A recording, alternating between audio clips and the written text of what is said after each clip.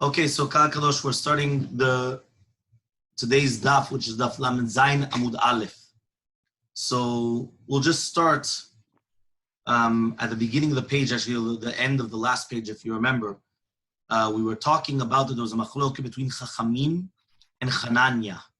Okay, so we're going to start at the top of the page, and we're going to try to push away the proof in order to answer that really our Mishnah could also go in accordance to Hananya.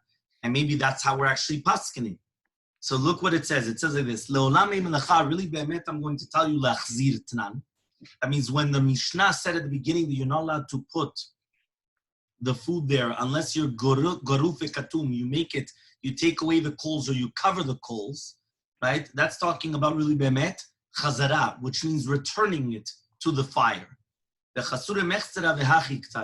And we are lacking part of the Mishnah, and this is the way that it's supposed to be.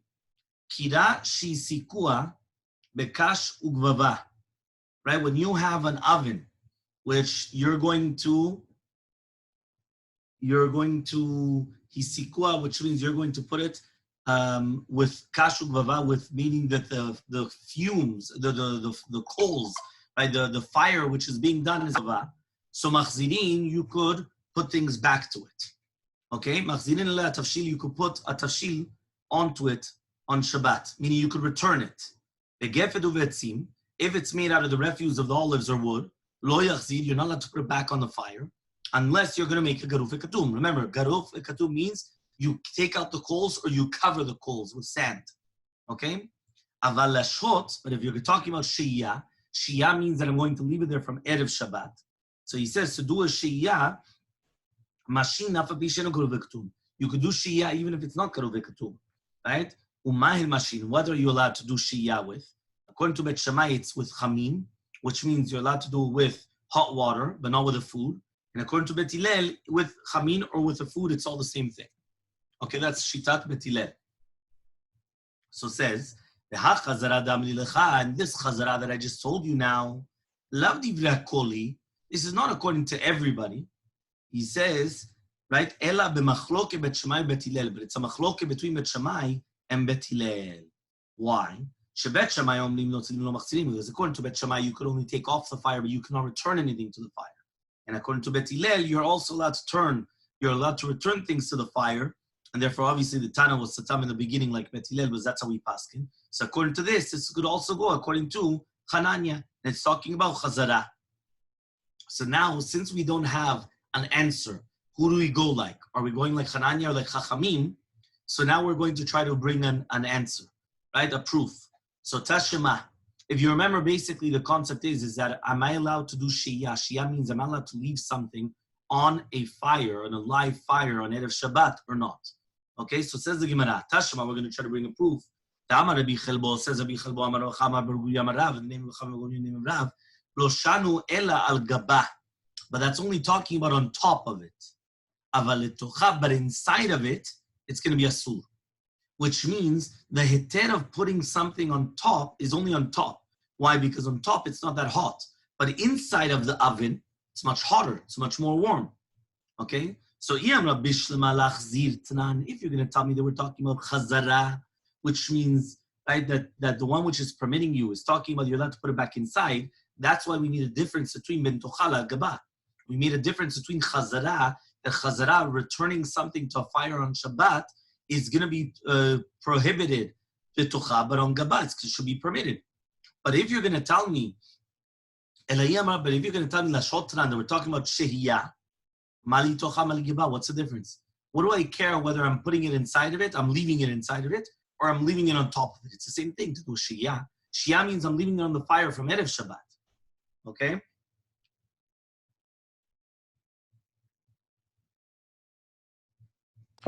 Rav, we are talking about something that it's already cooked, right? Well, yes. According to Hananya, it's even half cooked. Okay. To return, you're right. It has to be 100% fully cooked according to everybody. But according to Hananya, even if it's half cooked, I'm not going to suspect that you're going to come and you're going to start stoking the coals. Mm-hmm. Okay. Okay. So says the Gemara. Do you think that the Rabbi Chelbo is going on the Reisha, a Seifa Kai. He's going on the Seifa. What does that mean? Right? He's going only on the Chazara, not on the Shia. Ubet Hillel says, even you could do Chazara. Says, but not on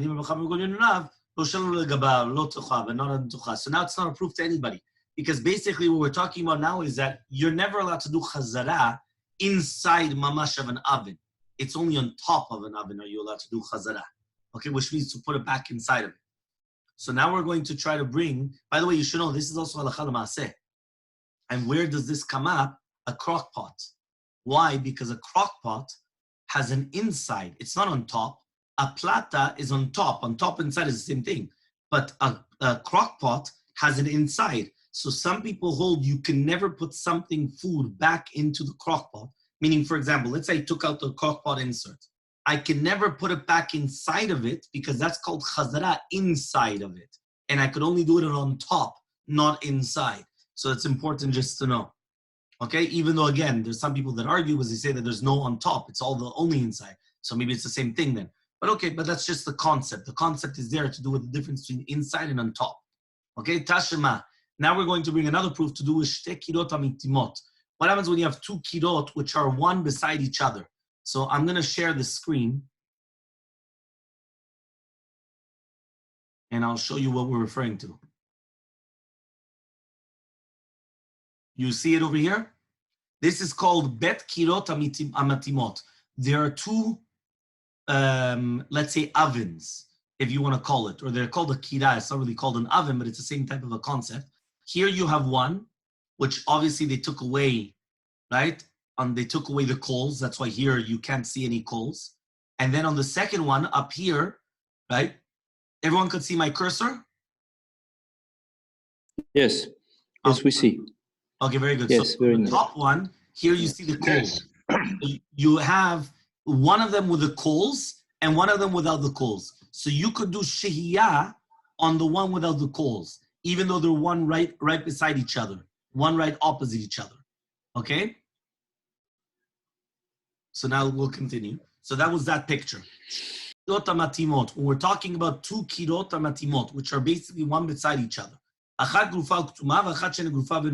them is karuv katum. Again, they took away the coals or they covered it. And the other one is not karuv katum. They still have the coals in place. So you're allowed to do shiyah al gabe karuv katum, ve'em mashin al gabe sheinu karuv katum. So you're allowed to do shiyah on the one which is karuv katum, but you're not allowed to do shiyah on the one which is not karuv katum. Meaning you could only leave it there and the one which is going to be there, the garuv katum. Okay? So says the Gemara, what can you leave there? Bet Shammai says, you can't do any type of a shiyah whatsoever. Okay? So he says, Bet Hillel says, you're allowed to do hot water, chamin, avalot tavshil, but not a food. Okay? Now he says, akar. If you took it off, according to everybody, you're not allowed to do chazara. These are the words of Rabbi Meir. Rabbi Yehuda argues, and he says, no. Bet Shammai says you're allowed to do shehiyah, hot water, but not a food. Bet Hillel says a food and hot water. Right? Bet Shammai says you could take it off, but you can't do chazara. And Bet Hillel says you could also do chazara. Okay, so basically it's a complete machloket from one extreme to the other extreme. Okay, it's mamash just very from one extreme to the other extreme. Okay, so says the Gemara, what exactly are we referring to? So it says over here like this. It says, if you're going to tell me that we're talking about shehiyah, okay, that means we're talking about leaving it on the fire before Shabbat. Remember, there's two concepts. Leaving something on the fire before Shabbat is called shehiyah, lashot. Then there's chazara. Chazara is lachzir, to return something. Lachzir is something, to return something. So if I took it off the fire and then I'm going to put it back on. So he says, if you're going to tell me lashot tnan, so then our Mishnah is in accordance to Rabbi Yehuda. Why? Rabbi Yehuda, our Mishnah was saying that you're not allowed to leave shehiyah unless it's karuv katum, not like Hananya. So according to that, so our girsa, the machloket, the Bet Shammai and Bet Hillel, is going in accordance to Rabbi Yehuda. Bet Shammai says you're allowed to do shehiyah on hot water. Bet Hillel says you're allowed to do shehiyah even on a food. Bet Shammai says you're not allowed to do chazara. And Bet Hillel says you're allowed to do chazara. So our Mishnah is perfect according to Rabbi Yehuda. However, though, if you're going to tell me that we're talking about chazara, so then who's our Mishnah? Our Mishnah is not like Rabbi Yehuda, and our Mishnah is not like Rabbi Meir. Why? If it's like Rabbi Meir, Kasha lebet Shammai bechada ubet Hillel betarte. You've got two questions against Bet Hillel and one question against Bet Shammai. One question against Bet Hillel to do a shiyah, because over there you said you're allowed to do shiyah on hot water. Here you said you're not allowed to do it at all. And then you also have, according to Bet Hillel, to do with shiyah, that here you said you're not allowed to do shiyah at all, and there you said you're allowed to do shiyah on everything, and also to do chazara. That over there we said you're allowed to do chazara, and here we're saying, according to the Bimid, you're not allowed to do chazara at all. So it's two questions against, in our opinion here. Now, if you're going to according to Rabbi Yehuda, you have a question, Grufa Uktuma. Why? Is according to Rabbi Yehuda, there's a stira to do with Garuf Ketum. Because according to the Achzir Tznan, it comes out that the Mishnah is permitting you, even though it's not Garuf Ketum. And we said, no, that you're only allowed to do Chazara if it's Garuf Ketum. So therefore, you have to decide then, what's going on? So it answers the Gemara. Really, I'm going to answer to you, L'achzir Tanan, which means to do Chazara. Tana Didan, in our Tana, Savalak Rabbi Yehuda bechada or Paligale bechada. He holds like Rabbi Yehuda in one opinion, like in one explanation, and he argues like Rabbi Yehuda in another one. Savalak Rabbi Yehuda bechada. He holds like Rabbi Yehuda in one of them. What does that mean? To do with the machloke between Bet Shammai and Bet Hillel, right? And between our Mishnah to do with Rabbi Yehuda, right? That he says that it's talking about Chamin v'tavshil, whereas he's talking about the Bet Hillel permits both. Okay? And Notzinu Machzirin, Paligele Bechada, he argues on him to do with that halacha. Dilu Tana Dalem is our Tana holds, Lashot, you're allowed to do Shiyah even if it's not Karuv V'Katum.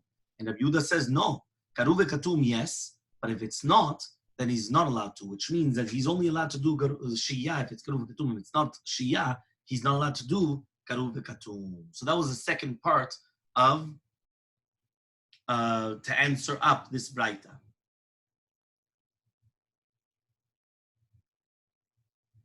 Now we're going to bring the next part, which is another picture as well. So let's share the screen again. Okay? The Gemara says, Ibai lehu. Now the next question. Mauli smochba. Are you allowed to do semicha, which is this case? You have the pot, the kidira, and I'm doing semicha. I'm putting it beside a kira. I'm putting it beside a fire. Again, inside here, you have the coals. You see the coals here. Okay? So am I allowed to do this or not? Okay, that's what we're asking. So it says the Gemara, Ibailhu, we're asking the following question. Mauli smochba, are you allowed to do semicha, which means are you allowed to put the pot on the outside wall of the oven? Betochav al gaba asur. For sure it's talking about inside of it. And on gaba, for sure it's talking about asur. By that for sure there's nothing what to talk about. But avali smochba, but to do semicha, shapida means it's going to be permitted. Or dinar, do I say loshna? There's no difference. Meaning, what's the difference between putting it beside it or putting it on top of it or inside of it? So the Gemara is going to try to bring an answer. Tashema, we're going to try to bring a proof. Shte kirot amatimot. We have the two ovens beside each other. You remember? So he says one of them achad grufa uktuma, one of them is garuv uktuma, one of them is not. One of them it took out the coals and one of them it didn't. Mashina gabe grufa uktuma. You're allowed to do shehiyah on the garuv uktuma. One second. But that's also like semicha. Let me get you back to the other picture again.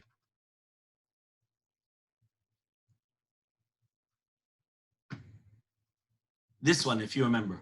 So he says this should be considered semicha because here you have the oven which has the coals, so it's giving heat to this oven.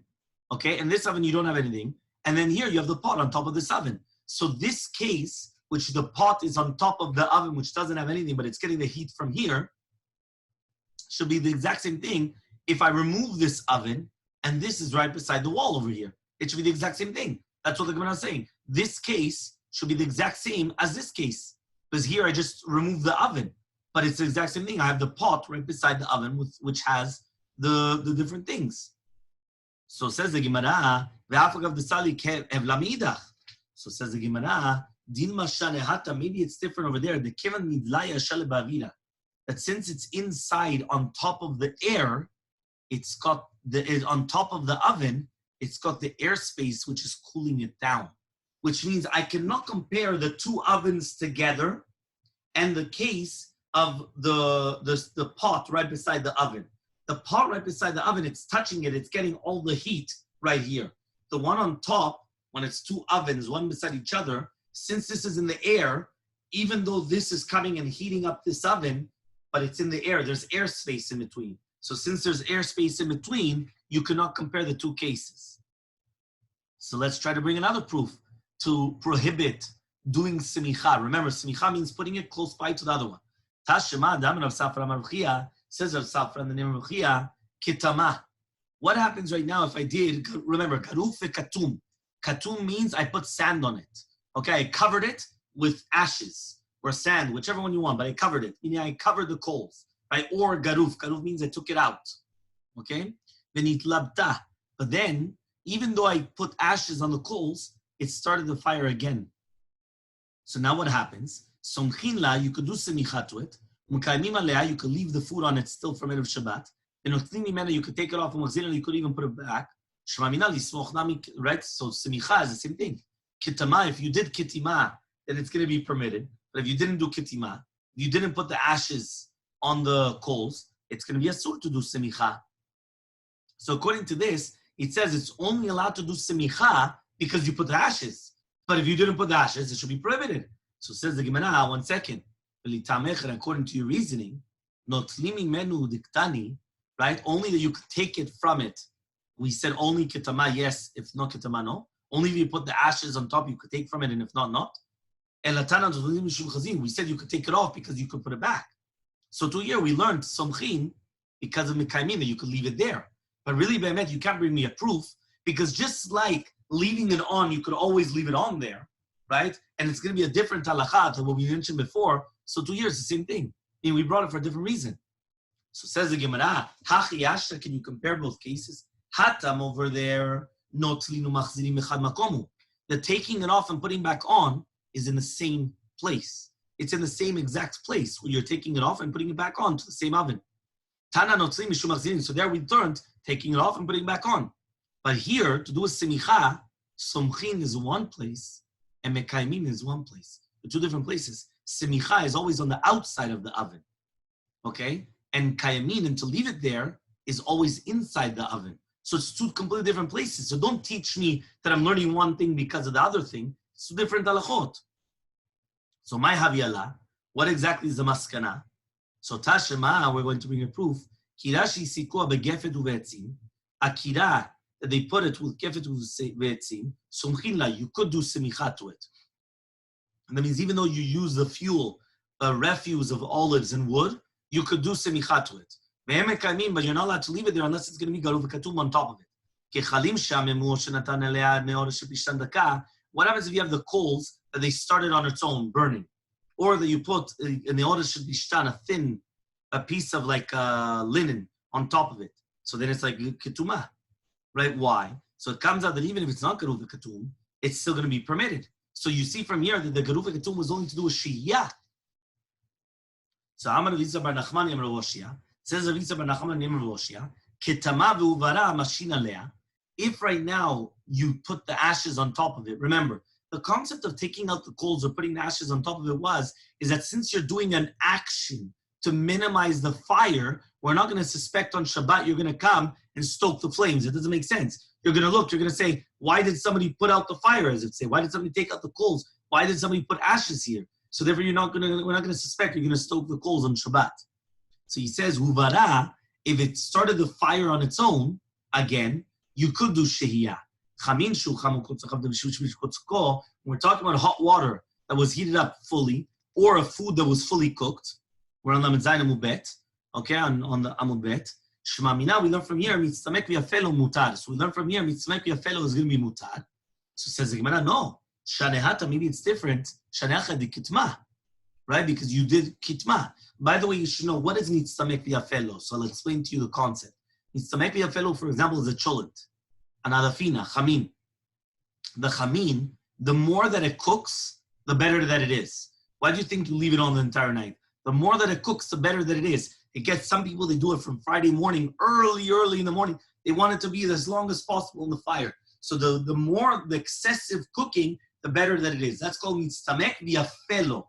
It means the more that it cooks, the better that it becomes. Mitzamek v'ralo is, for example, anything of water. Water is mitzamek veralo. Why? The more that it cooks, the more it evaporates. Or, for example, things that have dough, because it would burn. So then that's mitzamek veralo. So here we're learning a chidush that even if it's mitzamek v'yafelo, you could do shiyah. So this is the heter of leaving, let's say, a cholent on a live fire on Shabbat. Even though it's mitzamek v'yafelo, it's going to be permitted. There's no problem whatsoever.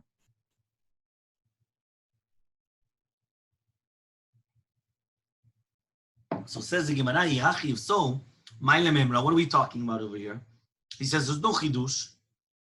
If right now you did kitima, right? So therefore it's a problem. Okay?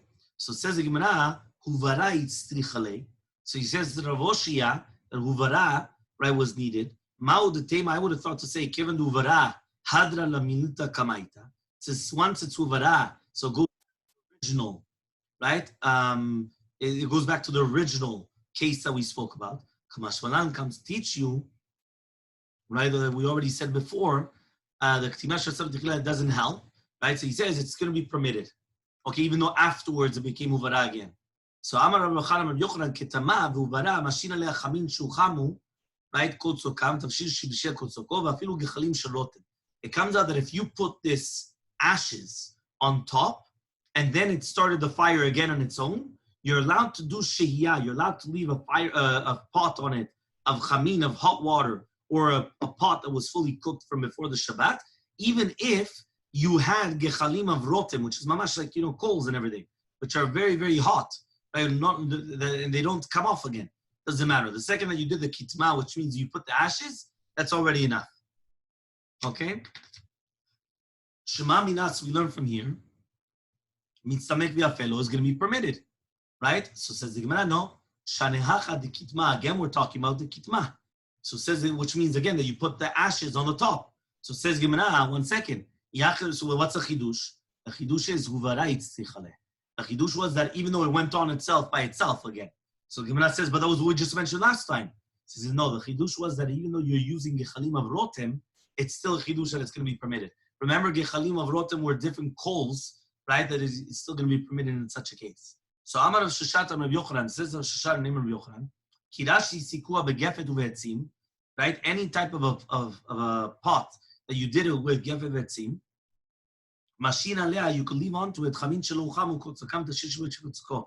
You could leave even hot water which was not fully cooked, or a food which was not fully cooked. The second that you took it off, you cannot bring it back on until you do garuv v'katum. So it says kasavar. So it comes out that our Mishnah is lachzir tnan, like Hananya. But lashot, you're allowed to do shia even though it's not garuv v'katum. So Amar Rava says, 1 second, how could that be? Tarvayu taninu, we learned both. Lashot tanina, we learned to do it with lashot, which means to leave it on the fire. It says en notnin but betoch tanun mechashicha. You're not allowed to put the bread by nighttime into the oven, close to the sunset, in order that it bakes on Shabbat.